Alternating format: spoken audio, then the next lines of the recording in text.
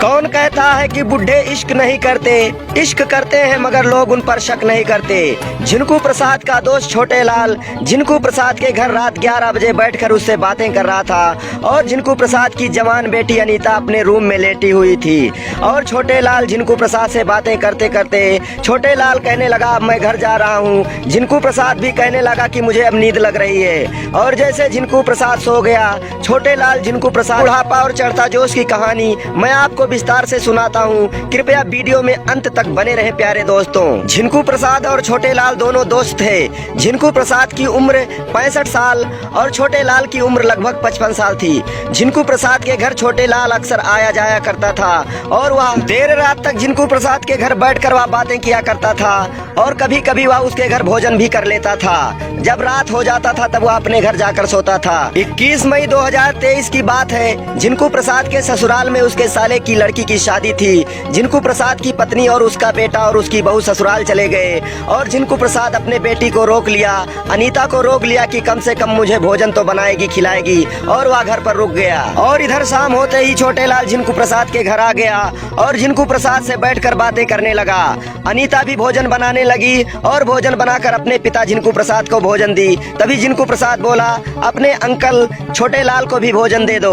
वह छोटे लाल के लिए भी भोजन लेकर आई। छोटे लाल और झिनकू प्रसाद दोनों भोजन करके और फिर दोनों बातें करने लगे। मगर छोटे लाल झिनकू प्रसाद से तो बातें करता था मगर उसकी निगाह झिनकू प्रसाद की बेटी अनीता पर थी। अनीता भी अभी जवानी की दहलीज पर कदम रखी थी मगर अपने पिता के दोस्त छोटे लाल को वह पसंद करती थी। रात के 11 बज रहे थे। छोटे लाल इस इंतजार में था कि झिनकू प्रसाद कब सो जाए और झिनकू प्रसाद से बातें कर रहा था। तभी झिनकू प्रसाद कहने लगा मुझे नींद आ रही है, अब मैं सोने जा रहा हूँ। तो छोटे लाल कहने लगा मैं भी सोने जा रहा हूँ और वह झिनकू प्रसाद के चारपाई से उठा। उधर झिनकू प्रसाद सो गया और वह चारपाई से उठकर अनीता के रूम में चला गया। अनीता सो रही थी। छोटे लाल उसको जगाया और उससे कहने लगा मैं बहुत दिनों से तुमसे प्यार करता हूँ, तुमसे मिलना चाहता था मगर मौका नहीं मिल पा रहा था। अनीता भी उसको चाहती थी। वह मुस्कुराने लगी। तभी छोटे लाल उसकी मुस्कुराहट को देखकर समझ गया कि यह कुछ नहीं बोलेगी और उसे अपने बाहों में भर लिया। अनीता भी अभी जवानी की दहलीज पर कदम रखी थी। उसकी भी जवानी उफान मारने लगी और फिर दोनों के बीच नाजायज संबंध स्थापित हो गए। अब अनीता और छोटे लाल का प्रेम प्रसंग चोरी छुपे चलता रहा और दोनों चोरी छुपे मिलते रहे और अवैध संबंध बनाते रहे।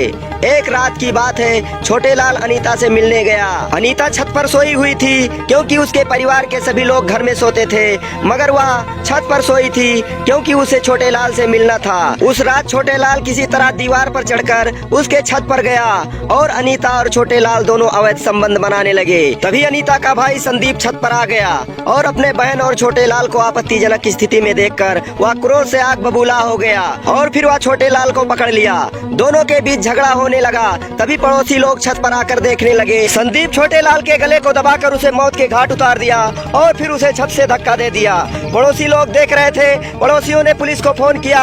पुलिस मौके पर आ गई और ठुकाई ऑपरेटर छोटे लाल के लाश को कब्जे में लेकर उसे पोस्टमार्टम के लिए भेज दिया और संदीप को जेल भेज दिया। तो दोस्तों आजकल समाज में इस तरह के अपराध बढ़ते जा रहे हैं। आपराधिक मानसिकता को समझें। आपराधिक मानसिकता वाले व्यक्तियों से दूर रहें, सावधान रहें, सतर्क रहें और उन्हें अपने घर न आने दें। तो दोस्तों आप सभी प्यारे दर्शक बंधुओं को प्यार